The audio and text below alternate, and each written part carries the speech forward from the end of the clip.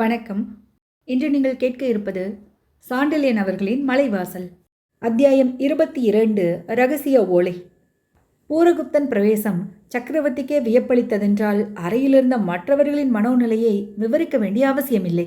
பிரதம மந்திரி தன் கண்களை அகல விரித்து பூரகுப்தனை பிரமிப்புடன் நோக்கினார். கவரி வீசிக்கொண்டிருந்த தாசியின் பார்வையில் பிரமிப்போடு சந்தேகமும் பலமாக படர்ந்திருந்தது. ராகுலனுக்கு காவலாக நின்ற வீரர்கள் மிதமிஞ்சிய திகைப்பால் சக்கரவர்த்தியின் தம்பிக்கு தலைவணங்க கூட மறந்து 2 சிலைகளைப் போல் நின்று விட்டார்கள். பூரகுப்தன் பாடலிபுத்திரத்துக்கு வந்திருக்கிறான் என்ற தகவல் அந்த நிமிஷம் வரை யாருக்கும் தெரியாததுதான் இத்தனை பிரமிப்புக்கும் காரணம்.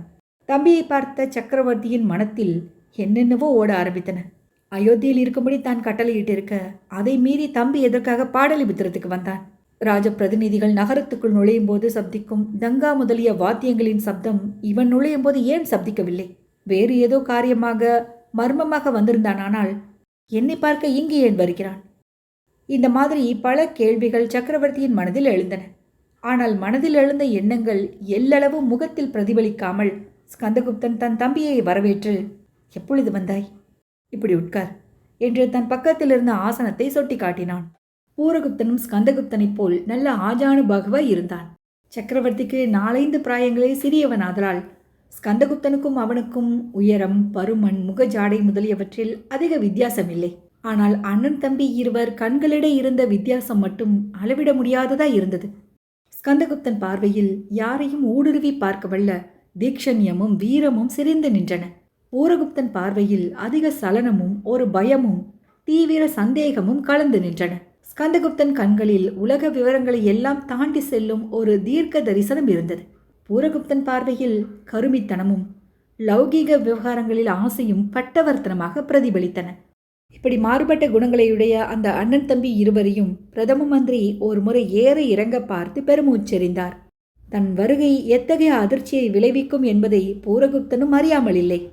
சக்கரவர்த்தி மேலுக்கு எந்த உணர்ச்சியையும் காட்டாமல் இருந்தாலும் அவருடைய மனம் மிக ஆழமானது என்பதையும் தன்னுடைய அபிப்பிராயங்களை நொடிப்பொழுதில் எடை போட்டுவிடக்கூடிய திறமை அவருக்கு உண்டு என்பதையும் பூரகுப்தன் உணர்ந்திருந்ததால் அண்ணன் காட்டிய ஆசனத்தில் அமர்ந்ததும் தான் ரகசியமாக பாடலிபுத்திரத்திற்கு வரவேண்டிய அவசியத்தை பிரஸ்தாபிக்க ஆரம்பித்தான்.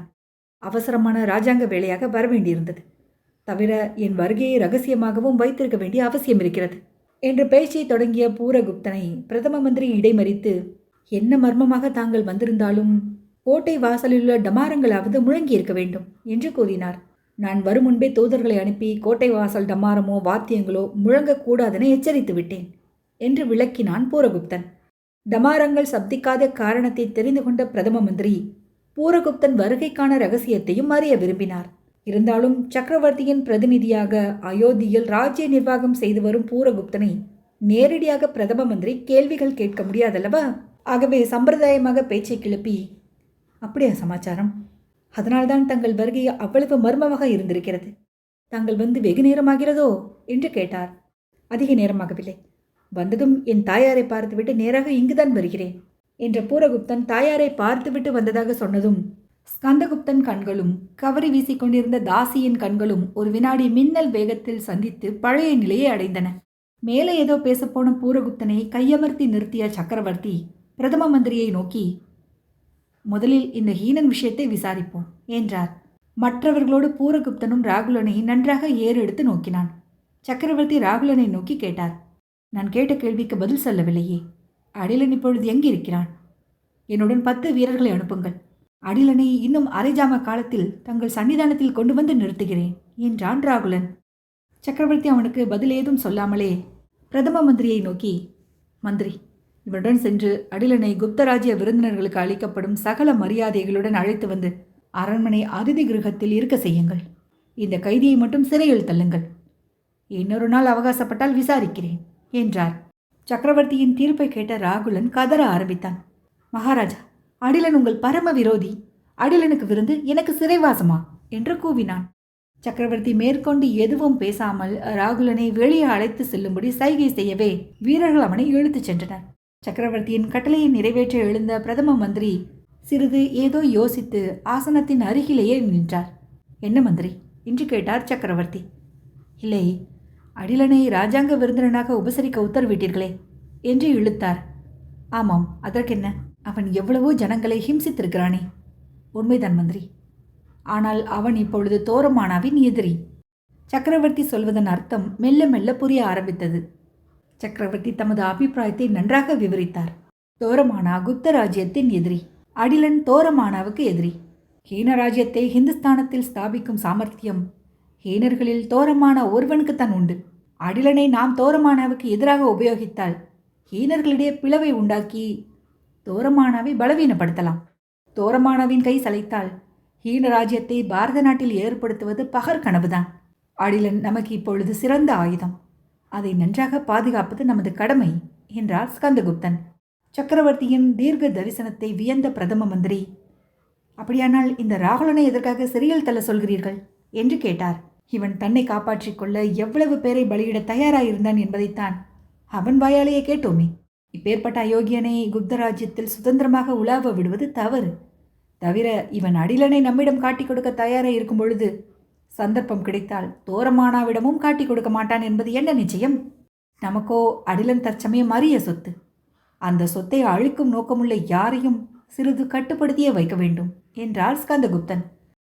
பிரதம மந்திரி சக்கரவர்த்தியின் உத்தரவை நிறைவேற்ற சென்றார்.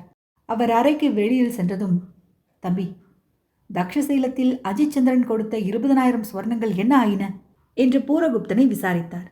இடியை எடுத்து வீசியிருந்தால் கூட அவ்வளவு அதிர்ச்சி அடைந்திருக்க மாட்டான் பூரகுப்தன். சக்கரவர்த்தியின் கேள்வி அவனை அப்படியே நிலை குலையும்படியாக அடித்துவிட்டது. 20,000 ஸ்வர்ணங்களா என்று உளறினான் பூரகுப்தன். ஆம், தக்ஷசைலத்தில் நாம் குவித்திருந்த படைகளை திருப்பி அழைத்துச் செல்ல உபாத்தியாயன் கொடுத்த பணம் என்று கடுமையாக கேட்டான் ஸ்கந்தகுப்தன். ஆம், கொடுத்தான். இதை பற்றி உங்களிடம் சொல்லத்தான் இவ்வளவு அவசரமாகவும் ரகசியமாகவும் வந்தேன். ஆனால் உங்களுக்கு அதை பற்றி என்ற பூரகுப்தன் வார்த்தைகளை இடையில் வெட்டி, முன்னாடியே தெரிந்துவிட்டதே என்று ஆச்சரியப்படுகிறாயா?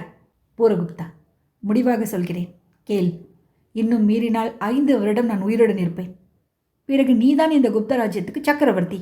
அகண்ட சாம்ராஜ்யத்துக்கு சக்கரவர்த்தியாக இருப்பவன் பொய் சொல்லக்கூடாது, நேர்மையாக நடந்து கொள்ள வேண்டும்.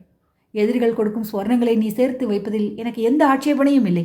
பொக்கிஷத்தில் ஸ்வர்ணங்களை அதிகம் சேர்த்தால்தான் குறைந்திருக்கும் தங்க மதிப்பையும் ஏற்ற முடியும். ஆனால் பின்னால் சக்கரவர்த்தியாக போகும் நீ அந்த பதவிக்கு தகுதியை முதலில் ஏற்படுத்தி கொள்ள வேண்டும் என்றார் ஸ்கந்தகுப்தன். தம்பிக்கு இந்த புத்திமதி காதில் ஏறியதாகவே தெரியவில்லை. எங்கோ தக்ஷசீலத்தில் நடந்தது படுக்கையாக படுத்திருக்கும் சக்கரவர்த்திக்கு எப்படி தெரிந்தது என்ற ஆராய்ச்சியில் அவர் மனம் இறங்கியது. தன் மேல் வெவு பார்க்க சக்கரவர்த்தி ஆள் வைத்திருக்கிறாரோ என்று அஞ்சினான். இதற்கெல்லாம் தாயாரை கலந்து பேச வேண்டும் என்று தீர்மானத்துக்கு வரவே, அண்ணா, தக்ஷசீலத்தில் 20,000 ஸ்வர்ணங்கள் வாங்கிய விஷயம்தான் தங்களுக்கு தெரிந்து விட்டதே. இதோடு நாம் பலமுறை படைகளை குவித்து தோரமானாவிடமிருந்து பெற்ற அத்தனை ஸ்வர்ணங்களையும் சேர்த்தால் 5.5 கோடி ஸ்வர்ணங்களாகின்றன. நாட்டில் செலவாணியில் இருக்கும் ஸ்வர்ண நாணயத் தொகையையும் சேர்த்தால் ஸ்வர்ண மதிப்பை பழைய தரத்துக்கு உயர்த்தி விடலாம் என்று சொல்லிக்கொண்டே ஆசனத்திலிருந்து எழுந்தான் பூரகுப்தன். இந்த கணக்குகளை ஸ்கந்தகுப்தன் காதிலேயே வாங்கி கொள்ளவில்லை. தோரமானாவை எப்படி ஒழிக்கலாம் என்பதிலேயே அவன் புத்தி வேலை செய்து கொண்டிருந்தது. ஆகவே தம்பியை நோக்கி, இதையெல்லாம் முன்காலத்தில் வைத்துக்கொள் தம்பி. இந்த ஸ்வர்ணத்தில் சைன்யத்தை சேர்க்க எவ்வளவு தொகை கொடுப்பாய் என்று கேட்டான். சைன்யம் சேர்ப்பதற்கே ஸ்வர்ணங்களை செலவழித்து விட்டால் தங்கத்தின் மதிப்பை எப்பொழுது உயர்த்துவது என்று பூரகுப்தன் வினவினான். எதிரிகள் பாரத நாட்டிலிருந்து விரட்டப்பட்டு நாட்டின் மதிப்பு முதலில் உயரட்டும், ஸ்வர்ணத்தின் மதிப்பு தானே உயரும் என்றார் ஸ்கந்தகுப்தன்.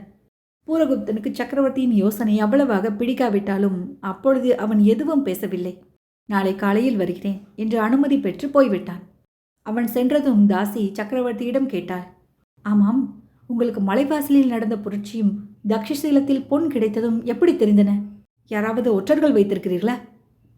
உனக்கு தெரியாமல் எந்த ஒற்றர் என்னை பார்க்க முடியும் என்றான் ஸ்கந்தகுப்தன். பின் எப்படி தகவல்? சக்கரவர்த்தி தன் தலையணையின் கீழிருந்து ஒரு ஓலையை எடுத்து தாசியிடம் கொடுத்து, இதை படித்துப்பார் என்றார். அதை படிக்க படிக்க தாசியின் முகத்தில் சொல்லொண்ணாத வியப்பும் பிரமிப்பும் கலந்த தாண்டவமாடின.